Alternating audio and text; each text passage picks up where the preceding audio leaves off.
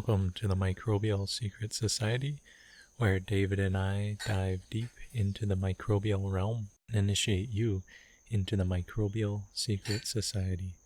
So enjoy our podcast. The first hour is always free, and the second hour is only available to members at microbialsecret.org. So thank you, and let's begin. Aloha, this is Drake with the Microbial Secret Society, and this week coming to you with a solo episode. Here to maybe perhaps take the podcast in a different direction. I'm not exactly sure. I have a lot of opportunities out there. I got a lot of things that have been piquing my interest, and I'm definitely been doing a lot to get the Microbial Secret Society into the consciousness of the masses, getting microbes out into our community here in Hilo and the global world. This year, been to Philippines. Just got back from Washington D.C. About to go to Korea again to learn about gelatinase chitinase microbes, and just been pretty much plowing full speed towards the general acceptance and consciousness of microorganisms, biological farming, and in particular indigenous microorganisms, the the microbes that are right here around us all are by far the native ones. Those are the microbes that need our help the most. So that's what I'm trying to do here. That's what I aim to do with this podcast. Um, and that's what I aim to motivate you and anyone else who's listening to share and spread the message of biological regeneration. So, using life to regenerate life, taking what is in our soil and amplifying it so that we can find fi- find solutions to the pollutions that surround us in institutions and get reform to clean our systems up. And that's, politically, the microorganisms are necessary, societally, ecologically, all of these different ways. These microorganisms, these bio solutions, this nature mimicry is a way for us to, um, you know, heal our planet, heal ourselves, heal our guts, heal the world. So I was just here watching Dan Kitteridge, and he has a YouTube called "Create Your Own Soil Inoculants" at the Biological Farming Conference 2018, and he was talking about Korean natural farming, KNF, and specifically indigenous microorganisms, or IMO. And he just had this great analogy of that if you take a bunch of microbes or a bunch of people and you just drop them off in Antarctica and say goodbye, they're pretty much gonna pass away. But what you do in natural farming is you make a bokashi like process, a two-stage process of activating the microbes, and then propagating them and then activating them. It's a two-step process, and that propagation is like sending them to training camp, and the activation is getting them ready um, to to enter into this harsh environment. So training them about the conditions. If it was this Antarctica analogy, it would be training the microorganisms to enter into Antarctica. So you'd teach them about, how to drink water from glaciers, how to, repel out of crevasses, how to test for, all the things you would need to know to live there, how to, bundle up with clothes, all these things that you learn and you get better generation over after generation of training to be an Antarctic explorer and terraformer. That then when you're deployed there into the field, you're that much more prepared and you have the gear you need, which come in the form of biostimulants with the KNF formulas, and that you have the food that you need, the medicine you need, the cleansers you need, the structures you need, the minerals you need, and all those things come from natural farming. They make sense on every level, whether you're talking about people or microorganisms colonizing. These words are scalable, and it's a good way to think of natural farming. So I like his analogy here. Getting back to Dan Kitteridge, and that's what the Korean natural farming processes are specifically about. Is this idea that you're gonna train your microbes, these indigenous microbes, and it's a metaphor that I need to take more to heart here. Realizing that I could probably be training my body a bit more. I used to be in top physical condition when I was a younger person, and as my body's aged, I just have let it. I've favored this kind of stagnant, um, like lifestyle, thinking that if I didn't sweat today, it was a good day, versus where I'm super active doing push-ups or running or lifting or working in some way, that there's a profuse amount of sweat made. And that is kind of a glorious type of feeling that I need to get back into the habit to have those endorphins released back into my body. And I think that living living that way, changing my values to be more active, will lead to a healthier lifestyle.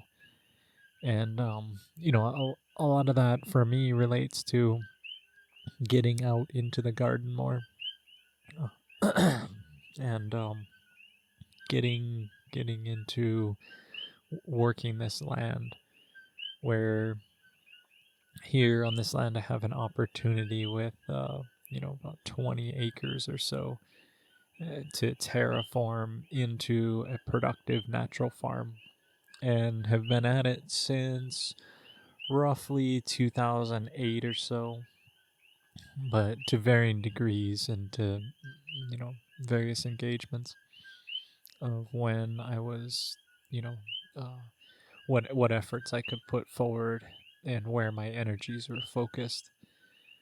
Largely, what I've been trying to do here on this land, to kind of give you a basic little history lesson of like what I've been doing and where I've been going with natural farming, is that here on this land in Hawaii, I've been trying to replicate what I saw in Korea when I traveled there in 2008, and or it actually was 2009, and this was very early into Korean natural farming. It had only come to the Big Island maybe 2007, 2008, and was largely at that point in barns and in garages. It wasn't, there was no organization. It was just friends, word of mouth, peer to peer, a very homey type of secret society. And that's when I learned that I was trying to get into dairy cows, thinking that I was kind of a 2012er, looking at the 2008 crash, seeing inflation, learning a lot about mind control at that point in time. That's I was realizing that today when I was looking at this hermetic order or not or thelemic order of the Golden Dawn thing today, and I was like, oh, how I remember how did I get to this thread here today, and it started from mind control, a study back in 2007 2008, learning about politics and running for office, and then eventually stumbling upon natural farming through word of mouth, and as I was saying, like a garage type of thing where we were learning in barns, and went up to Ginger John's and learned with him. Uh, had learned with Kim Chang about some how to make these microbes. And I remember there was a time when Master Cho came to the Big Island, and there was maybe a small inner circle group of people, maybe a dozen or so folks that got called to go to a special kind of what do you call, like workshop almost, but in this backyard up in Kaiviki. And I distinctly remember that session where it was like early natural farming, and we went up and we learned about loess powder, which is basically taking the dirt and putting it into the water and letting the loess powder kind of dissolve, so that when and it changes. Like usually you pick up the dirt and you would just put it in it, and it would just form into kind of a mud paste. But when you let it in a shallow wide dish, like a big saucer pan, or you can think like a 13 by 9 cake pan, and you put the red kind of clayish dirt in there, and then you let it you stir it around really well, let it dissolve, break it up. But then when you let it dry, instead of letting it dry in full sunlight, you dry it in the shade, in the shade, like under a tree, in the cool, dark, 70% sunlight or 70% shade, maybe 30% sunlight, and you let it slowly evaporate. And what comes out is this really hard clay-like dirt that's completely transformed. It's almost like a brick now. And that recipe was taught to us and just a handful of people that were kind of these, I don't know, chosen disciples up with Cho.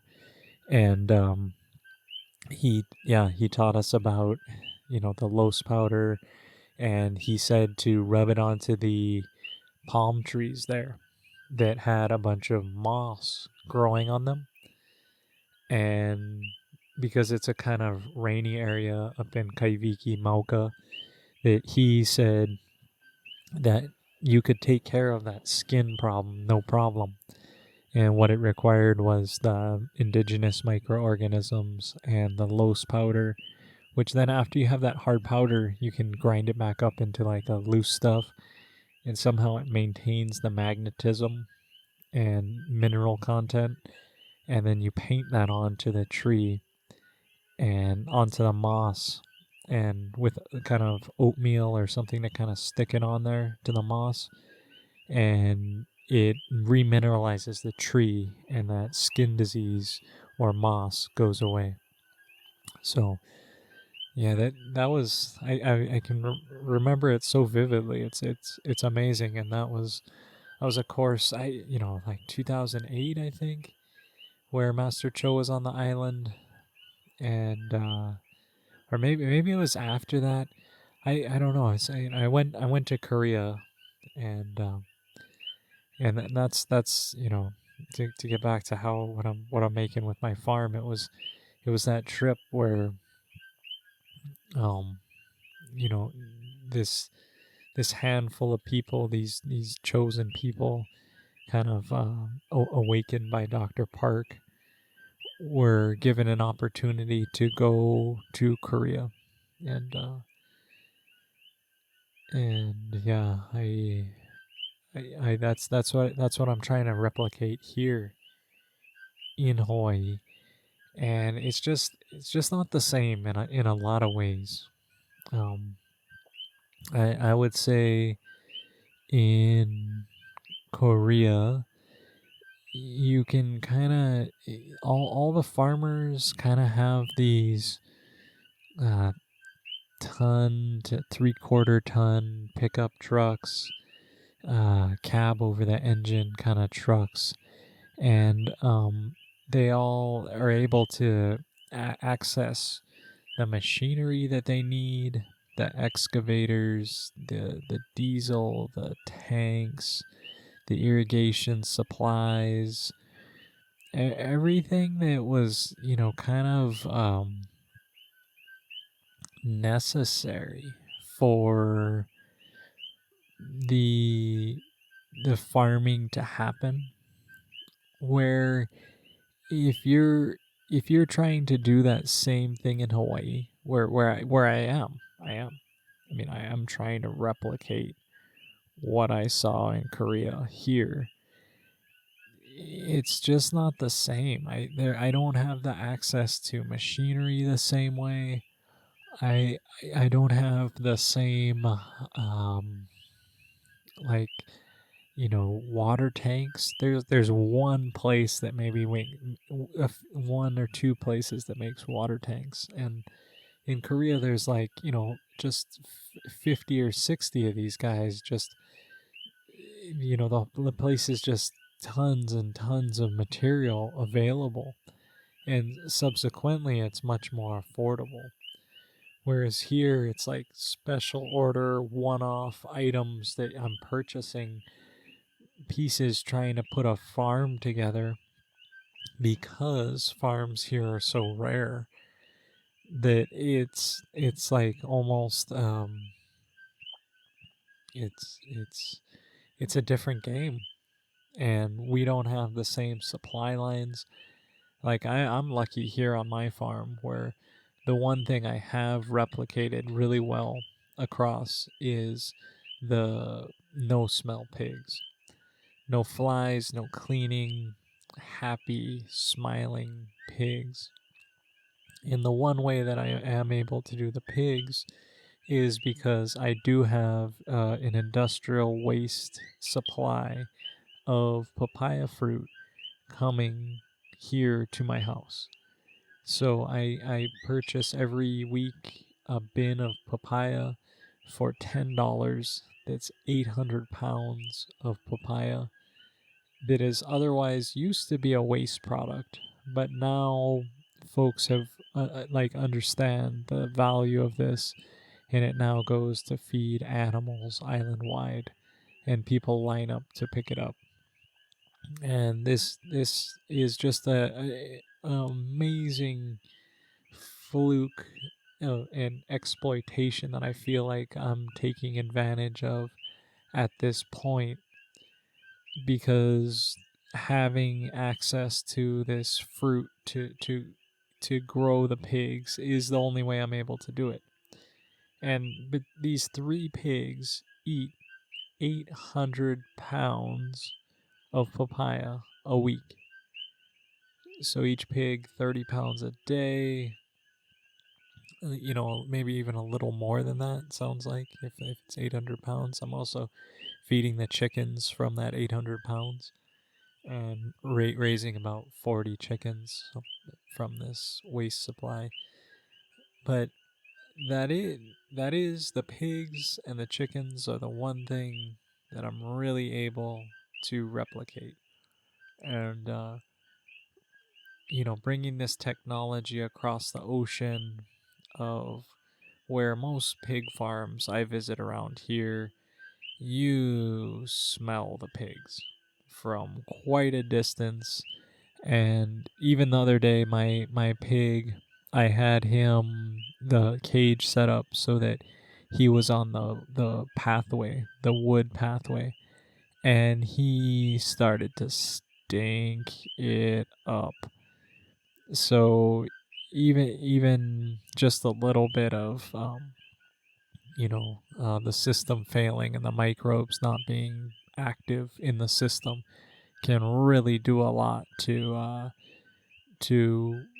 ruin it quickly, because it's really about the beneficial microbes and the lack of moisture and the deep litter system that works, and that technology that we brought across, and that's actually one of the other brings me to one of the big parts of this story, and that is Mike DuPont.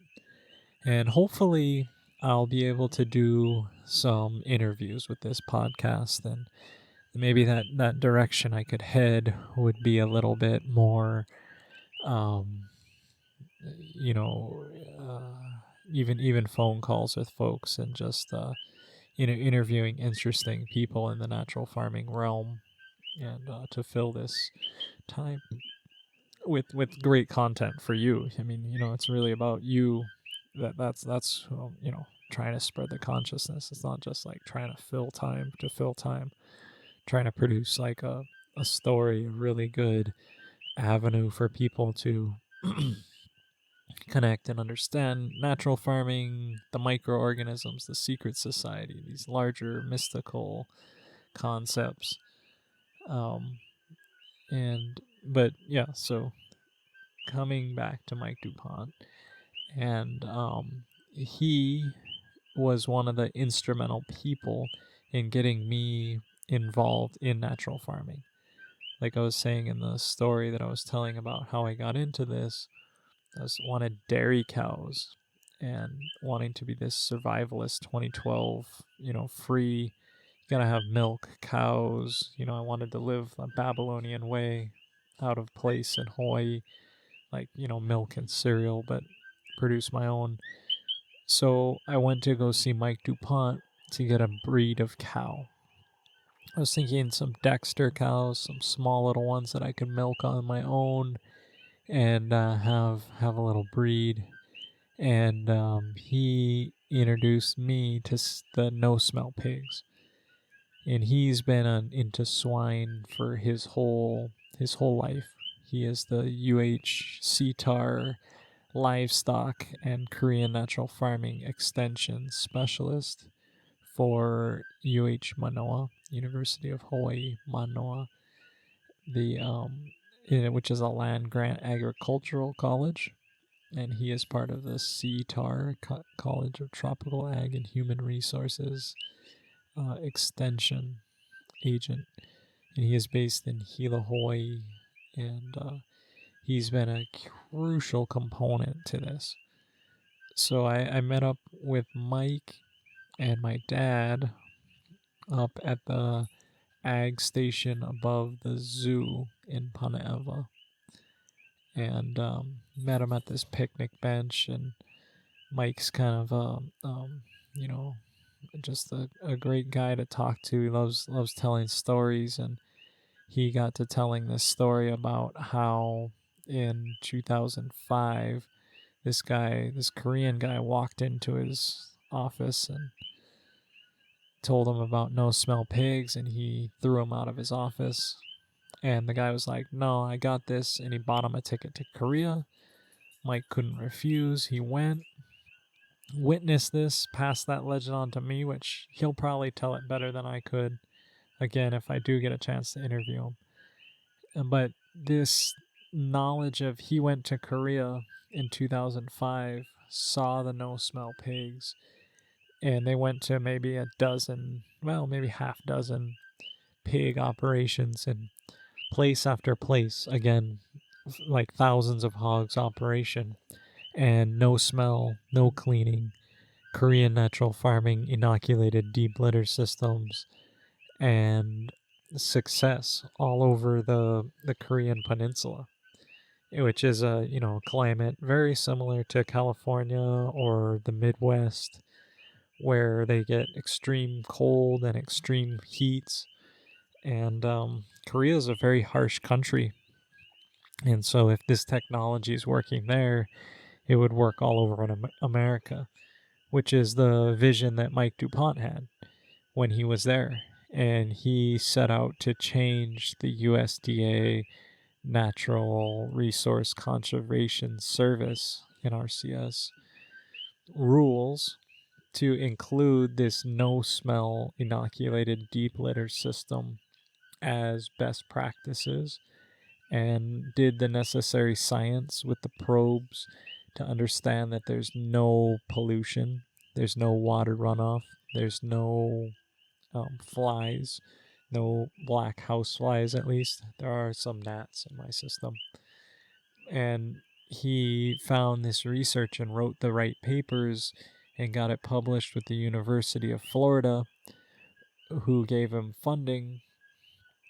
And now this is approved in America, and the technology still hasn't crossed the ocean exactly. I know parts and people are doing some of this stuff around the United States, but it hasn't fully crossed the ocean in the way that thousands of pigs, like I've seen in Korea, which is, again, it's what I'm trying to replicate, right?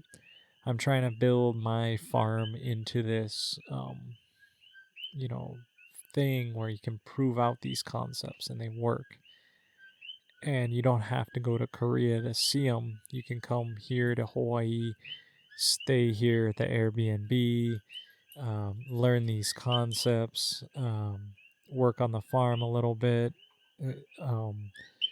and embody these things so that when you go home, it's like, okay, at least I did it here in Hawaii. And if you really want to go see it, go to Korea and arrange a trip. And that, I mean, this is the,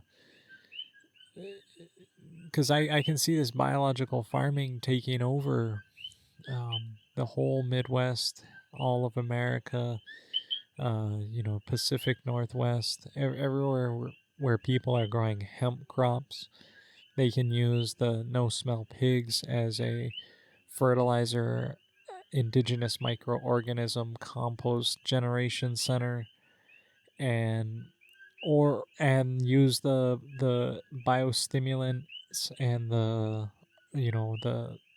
root exudates formula, which are the Canna foods, and use those on their crops and have amazing sugar-based biological farming, which is ecologically friendly and yield friendly and wallet friendly and neighbor friendly, and bring this together in a way where what we're sharing, is life. It's bringing this whole, I can see it in my mind's eye right now, of bringing the whole biosphere, this ecological matrix net that underlies all of the earth, to life. And as we light up the mycelial consciousness, and as we plug this in, we become part of a symbiotic relationship where thriving and. Well, that's it for our free episode, so join us at www.microbialsecret.org for the full episode and join the Microbial Secret Society. So may the beneficial microbes be with you. Aloha.